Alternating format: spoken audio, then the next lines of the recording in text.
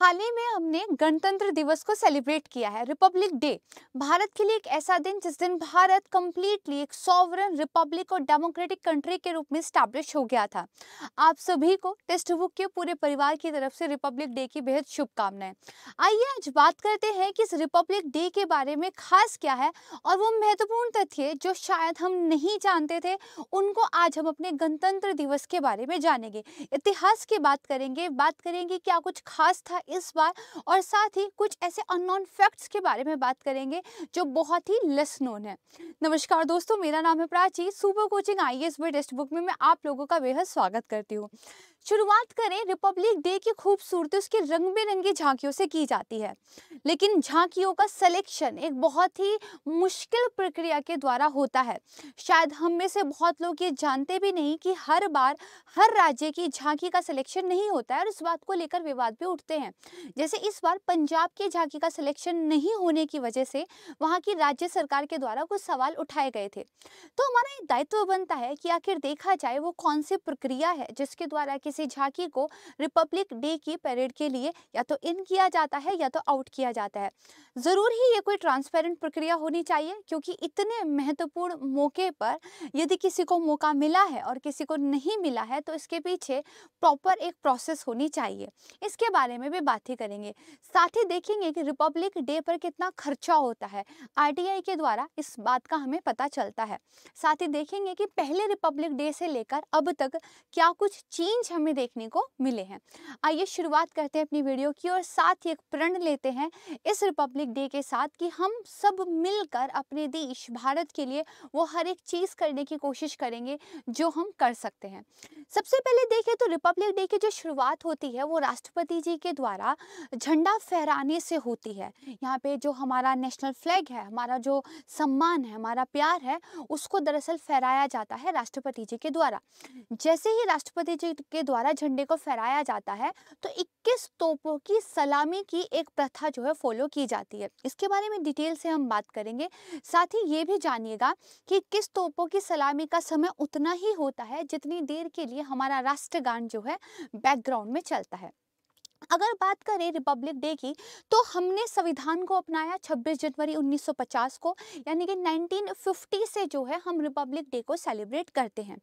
आज भले ही Republic day का जो आयोजन किया जाता है वो कर्तव्य पथ पर किया जाता है, जिसको पहले राजपथ के नाम से जाना था और उससे पहले उसको किंग्सवे के नाम से जाना जाता था, लेकिन ऐसा हर बार नहीं था। कर्तव्य पथ का नाम इसलिए सरकार ने बदला है क्योंकि अंग्रेजों की गुलामी की मानसिकता से बाहर निकलने का प्रण हमने इस बार लिया है। तो हमने उस राजपथ का नाम, जो कि एक राजतंत्र जैसी फीलिंग देता है, उसको हटाकर एक कर्तव्य पथ यानी कि ड्यूटी से रिलेटेड कर दिया है। तो अगर हम बात करें कि स्टार्टिंग में जो रिपब्लिक डे की परेड होती थी तो वो कर्तव्य पथ पर ना होकर 4 अलग अलग जगह पर हुई थी, और फिर उसके बाद जो है डिसाइड कर लिया गया कि पहले राजपथ और अब कर्तव्य पथ से जिसको जाना जाता है यहाँ पे परेड होगी। 1950 से लेकर 1954 तक जो परेड का आयोजन किया गया वो क्रमशः जो इरविन स्टेडियम था, यानी कि जिसको बेसिकली नेशनल स्टेडियम भी हम कहते हैं, वहाँ पर, इसके बाद किंग्सवे, इसके बाद लाल किला और इसके बाद रामलीला, यहाँ पर दरअसल आयोजित किया गया था। इतनी खूबसूरत झांकियाँ जो है रिपब्लिक डे पर हर बार दर्शकों के लिए दिखाई जाती हैं। हमारे जो मिलिट्री है, चाहे आर्मी हो या फिर हमारी एयरफोर्स हो या फिर नेवी हो, इसके अलावा जो हमारी पैरामिलिट्रीज होती हैं, जो हमारे पुलिस दल होते हैं, उन सब के द्वारा भी अपने शौर्य, अपने पराक्रम का एक सम्मान रखते हुए उसको जनता के लिए दिखाया जाता है। हमारे जो भी वेपन्स हैं मिलिट्री में, हमने जो कुछ अचीव किया है, हम आत्मनिर्भर भारत की ओर जिस तरीके से बढ़ रहे हैं, मेड इन इंडिया वाले हमारे जो प्रोडक्ट्स थे उनको भी जनता के सामने रिप्रेजेंट किया गया है।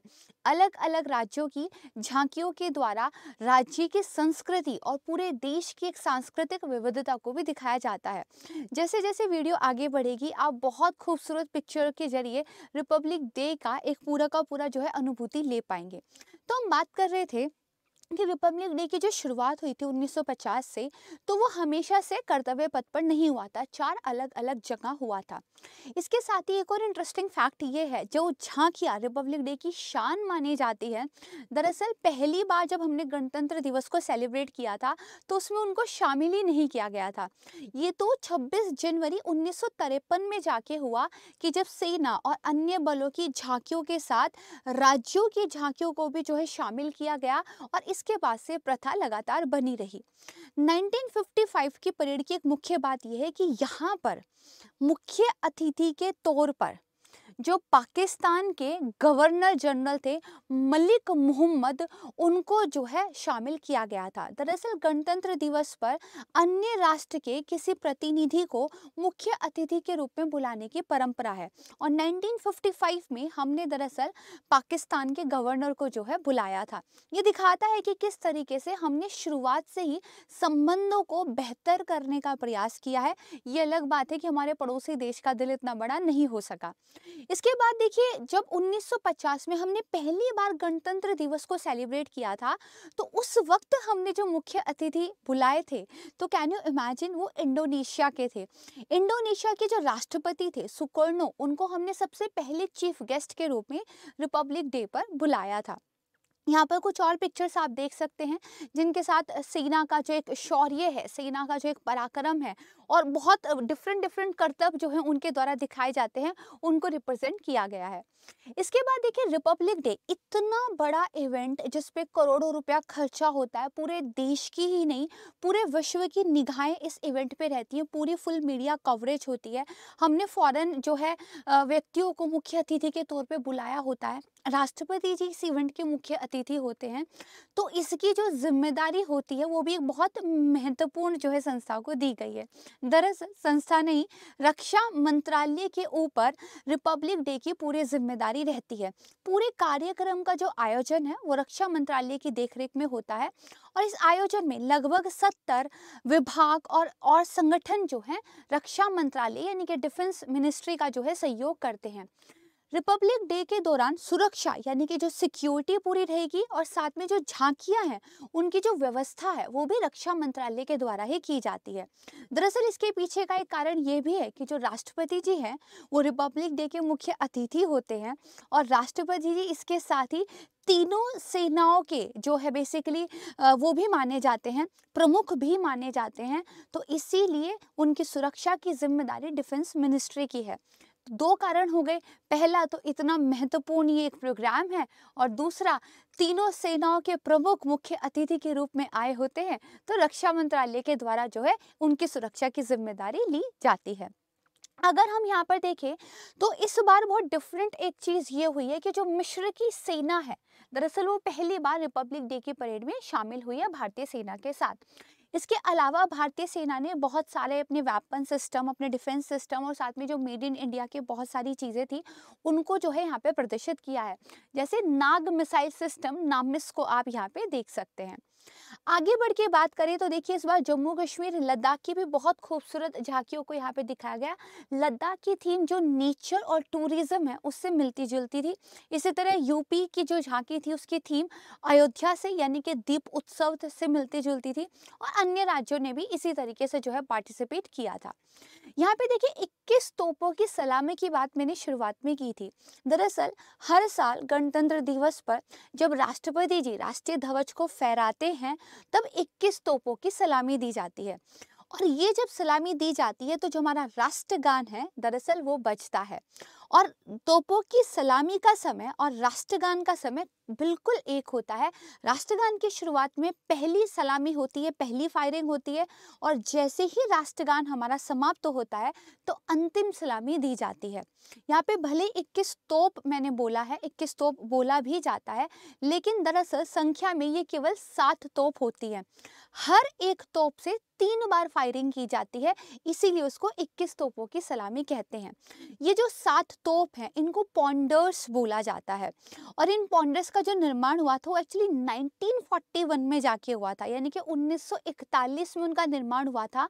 और तब से लेकर आज तक सेना का कोई भी विशेष समारोह होता है तो उसमें इन्हीं तोपों का प्रयोग किया जाता है। ये सेना की एक प्रथा है, सेना का एक रिचुअल है, उनकी एक लेगेसी है।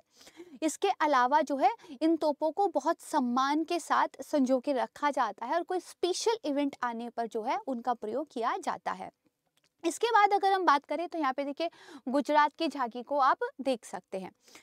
अब झांकियों की बात जब आ ही गई है और एक विवाद भी चल रहा है, तो इससे पहले भी क्या हुआ था, जब पश्चिम बंगाल की झांकी का सिलेक्शन नहीं हुआ था तब उन्होंने भी कुछ क्वेश्चन पूछते हुए सीधे सीधे प्रधानमंत्री जी को चिट्ठी लिख दी थी। इस बार पंजाब जो है परेशान है, तो देखते हैं कि आखिर झांकियों का चयन होता कैसे है। तो देखिए सभी झांकियों का चयन सरकार नहीं करती। मैंने आपको क्या बताया, गणतंत्र दिवस की पूरी जिम्मेदारी चाहे वो सुरक्षा हो या फिर झांकियों का प्रबंधन हो, यह रक्षा मंत्रालय के द्वारा की जाती है। तो झांकियों का सिलेक्शन भी जो डिफेंस मिनिस्ट्री है उसकी एक विशेषज्ञ समिति होती है, उसके द्वारा सिलेक्शन किया जाता है। दरअसल रक्षा मंत्रालय हर साल परेड के लिए एक चयन प्रक्रिया की जो है शुरुआत करता है, जहाँ पे राज्यों को और जो केंद्र शासित प्रदेश हैं उनको ये बोला जाता है कि वो अपने प्रस्ताव लेकर समिति के पास आए। इस बार की अगर हम बात करें तो जो समिति थी उन्होंने 3 थीम जो है परेड के लिए रखी थी। सबसे पहली नारी शक्ति थी, दूसरी जो है भारत की आज़ादी के 75 वर्ष पूरे हो गए हैं, एक अमृत काल को हम सेलिब्रेट कर रहे हैं, आज़ादी का अमृत महोत्सव हम सेलिब्रेट कर रहे हैं, और तीसरी थी इंटरनेशनल ईयर ऑफ मिलेट्स, यानी कि मोटे अनाज का अंतर्राष्ट्रीय वर्ष। दरअसल मोदी जी के प्रयास से जैसे पहले हमने योगा के लिए एक अंतर्राष्ट्रीय डे डिसाइड कराया है, इसी तरह हम एक अंतर्राष्ट्रीय वर्ष जो है डिसाइड करवा पाए हैं यूनाइटेड नेशन जनरल असेंबली के प्लेटफॉर्म पर। हमने कहा है मोटे अनाजों को लेकर अगर जागरूकता बढ़ानी है तो इंटरनेशनल ईयर जो हम 2023 सेलिब्रेट करेंगे। जब भारत ये प्रस्ताव लेकर गया था तो 70 देशों ने भारत का समर्थन भी किया था। इसके अलावा पूरे विश्व में जितना भी मोटे अनाजों का उत्पादन होता है उसका 20% भारत से होता है, इसीलिए महत्वपूर्ण है, इनके स्वास्थ्य के बहुत लाभ हैं और सरकार इस पर बहुत जोर दे रही है। तो इसलिए जो 3 थीम थी, नारी शक्ति, आज़ादी के 75 साल पूरे होना और साथ में इंटरनेशनल ईयर्स ऑफ मिलेट, इन तीनों को जो है परेड के लिए झांकियों की थीम रखा गया था। अब देखिए झांकियों का जो समय होता है ना वो बहुत सीमित होता है, सभी लोग सभी झांकियों को प्रॉपर देख पाएं, राइट। तो इसके लिए ये ज़रूरी होता है कि सीमित संख्या में ही झांकियों को अनुमति दी जाती है। 27 मिनट का समय दिया जाता है। झांकियों की एक स्पीड भी निर्धारित की जाती है ताकि एक हैपहैज़र्ड मैनर ना हो जाए, और जो स्पीड निर्धारित है उसी में झांकियाँ जो है आगे बढ़ती है। इस बार देखिए हिमाचल प्रदेश, बिहार, छत्तीसगढ़, राजस्थान और दिल्ली की झांकी परेड में नजर आपको नहीं आई होंगी, राइट। इसलिए जो मेरिट है, मेरिट के आधार पर झांकियों का सिलेक्शन किया जाता है। अब आपके मन में एक सवाल उठ रहा होगा, तो फिर सिलेक्शन की प्रोसीजर क्या है? ये तो पता चल गया कि रक्षा मंत्रालय एक विशेषज्ञ समिति का गठन करता है, राइट। तो यहाँ पर देखिए चुनाव कैसे होता है। जो विशेषज्ञ समिति है दरअसल उसमें अलग अलग क्षेत्रों के बहुत रेपुटेटेड, बहुत विशिष्ट व्यक्ति होते हैं। राज्यों और केंद्र शासित प्रदेशों की तरफ से जो प्रस्ताव आए होते हैं झांकी के लिए वो उन पर विचार करती है। जैसे इस साल 17 राज्यों और केंद्र शासित प्रदेशों की टोटल 23 झांकियों को चुना गया था। ये जो अलग अलग क्षेत्रों से विशेषज्ञ आते हैं, ये कला, संस्कृति, चित्रकला, मूर्तिकला, संगीत, नृत्य कला, इन लोगों से जो है मिलकर बने होते हैं। ये जो राज्यों के द्वारा प्रस्ताव लाया जाता है उसी में से जो है अपने फाइनल सिलेक्शन को शॉर्टलिस्ट करती है। अंतिम चयन तक पहुंचने के लिए समिति के द्वारा 6 से 7 बैठकें की जाती हैं। प्रॉपर डिस्कशन होता है, प्रोसीजर फॉलो होता है, एंड देन उसके बाद फाइनल चयन होता है। एक बार प्रस्ताव में किसी राज्य का या यूटी का सिलेक्शन हो जाता है तो उसको 3D मॉडल बनाने के लिए कहा जाता है, यानी कि 3 आयामी एक प्रतिमान बनाने के लिए कहा जाता है। फिर राज्यों के द्वारा जब वो 3D मॉडल सबमिट कर दिया जाता है तो उस पर चर्चा होती है, राइट, और फिर से जांचा जाता है, और जब अंतिम सिलेक्शन होता है तो मेरिट डिसाइड होती है कि दृश्य अपील कैसी है, जनता पर उसका क्या प्रभाव पड़ेगा, इसके पीछे क्या एक थीम है, क्या विचार है, किस आइडियोलॉजी को लेकर वो बनी है, और किस तरह का एक म्यूजिक है। इन सारी चीज़ों के आधार पर फाइनली किसी झांकी को जो है आप कह सकते हैं सेलेक्ट किया जाता है। It's a very transparent process, तो विवाद की गुंजाइश बचती नहीं है, राइट। इसके बाद यहाँ पर आप देख सकते हैं ये लद्दाख की झांकी दिखाई गई है, यहाँ पर महाराष्ट्र की झांकी जो है दिखाई गई है। अब देखिए झांकियों को लेकर डिफेंस मिनिस्ट्री की तरफ से कुछ स्पष्ट गाइडलाइंस दिए गए हैं। जैसे झांकी पर जो नाम है वो हिंदी या इंग्लिश में ही आप बस लिख सकते हो। दो राज्यों की झांकी एक जैसी नहीं होनी चाहिए। हम अपने देश की विविधता और सांस्कृतिक जो है एक धरोहर है उसको प्रदर्शित कर रहे हैं, तो वो दिखना चाहिए, राइट। हमारे पास तो इतनी डाइवर्सिटी है कि हम सेम हो ही नहीं सकते हैं। इसके बाद मंत्रालय की तरफ से कहा जाता है कि झांकी तैयार करने में जो सामग्री आप यूज कर रहे हैं वो ज्यादा से ज्यादा प्राकृतिक सामग्री को यूज करें। और इसके अलावा ये कहा जाता है कि आपकी झांकी वैसी हो जो इस देश के आदर्शों को, इस देश की सांस्कृतिक विविधता को, and we the people of India, ये जो एक विचार है, ये जो एक कॉन्सेप्ट है, इसको प्रदर्शित करे। यानी कि हमारे देश का प्रतिनिधित्व करने वाली झांकियां हों, ऐसी जो है कोशिश की जाती है। झांकी का चयन भी एक जोनल सिस्टम के आधार पर किया जाता है, ताकि ऐसा ना हो कि किसी पर्टिकुलर एरिया को ज़्यादा वेटेज मिल गया और कोई एरिया छूट गया है। तो पूरे भारत देश को 6 जोन में जो है बांटा गया है, जिसमें है north, central, east, west, south and north east zone. ठीक है, इन सारे जोन से मिलाकर कम से कम 15 झांकियां तो सिलेक्ट की ही जाती हैं। इस बात का ध्यान रखा जाता है कि किसी एक जोन से ज़्यादा कम या ज़्यादा संख्या में झांकियों का सिलेक्शन ना हो जाए, एक बैलेंस पूरे देश में जो है बनाकर रखा जाए। इसके अलावा जो हमारी फोर्स है, हमारे जो पुलिस बल हैं, जो पैरामिलिट्री फोर्सेस हैं, उनके द्वारा भी अपनी जो है शक्ति का प्रदर्शन देश के नागरिकों के लिए किया जाता है, ताकि देश के नागरिक पहचाने अपनी शक्ति को, माने अपनी शक्ति को और उसको लेकर प्राउड करें, गर्व फील करें।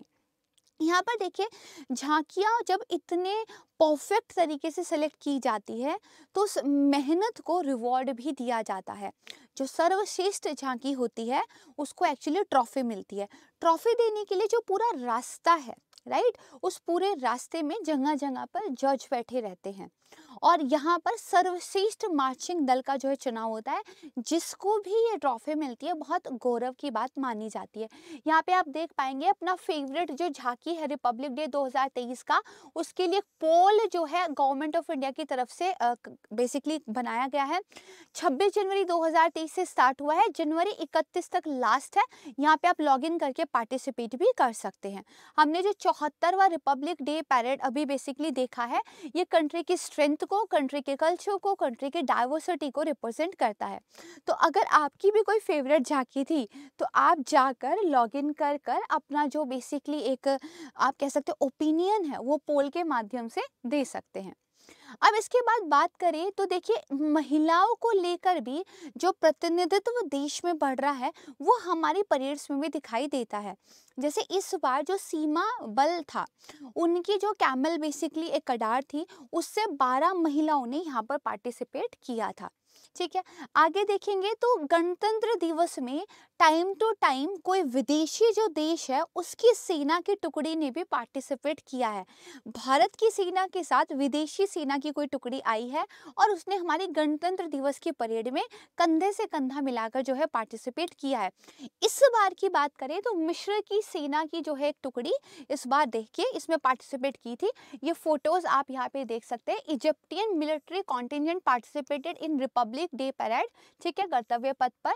और जो प्रेसिडेंट है इजिप्ट के अब्दुल फत्ताह अल सीसी, वो स्पेशल गेस्ट थे इस बार के। ठीक है, अगर बात करें सबसे पहली बार कौन सी विदेशी सेना थी तो देखिए 2016 में जो फ्रांस की सेना थी उन्होंने गणतंत्र दिवस की परेड में हिस्सा लिया था।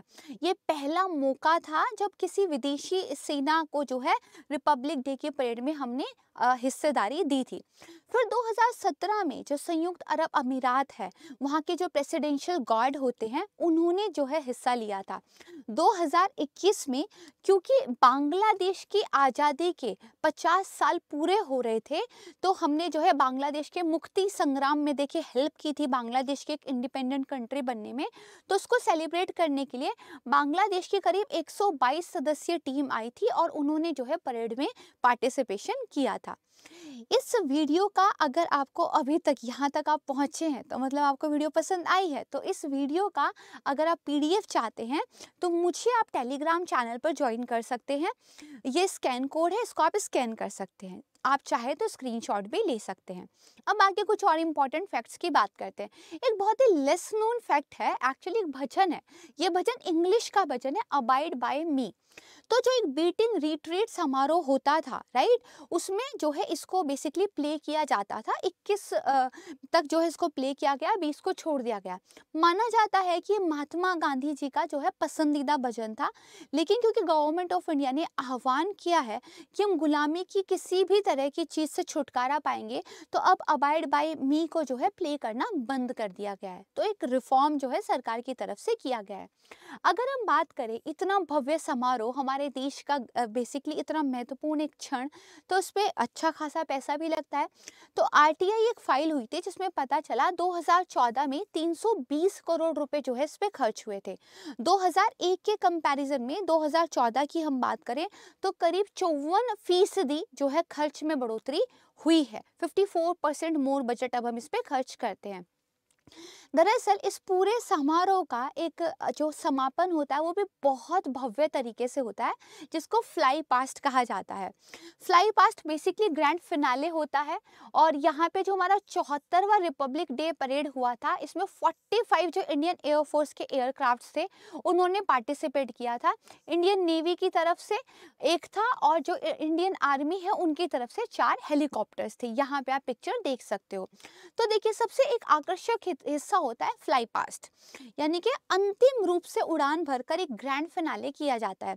इस फ्लाई पास्ट को करने की जो जिम्मेदारी है, याद रखिएगा इंपॉर्टेंट फैक्ट है, वो है वेस्टर्न एयरफोर्स की कमांड की, राइट। इसमें 40 से ज़्यादा विमानों की भागीदारी होती है। ये जो विमान है ये एयरफोर्स के अलग अलग केंद्रों से देश के अलग अलग हिस्सों से उड़ान भरते हैं और ये फाइनली एक निश्चित समय पर एक साथ राजपथ पहुंचते हैं। बेहद अद्भुत कोऑर्डिनेशन यहाँ पे देखने को मिलता है। तो फ्लाई पास्ट, इसको थोड़ा सा ध्यान रखिएगा। अब इस बार जो 2023 वाला रिपब्लिक डे हमने सेलिब्रेट किया है, इसके कुछ महत्वपूर्ण पॉइंट्स पर बात करते हैं। 23 झांकियों ने जो है बेसिकली हिस्सेदारी ली थी 17 राज्यों और केंद्र शासित प्रदेशों से। उनमें से 10 झांकियों को बेहद महत्वपूर्ण माना गया।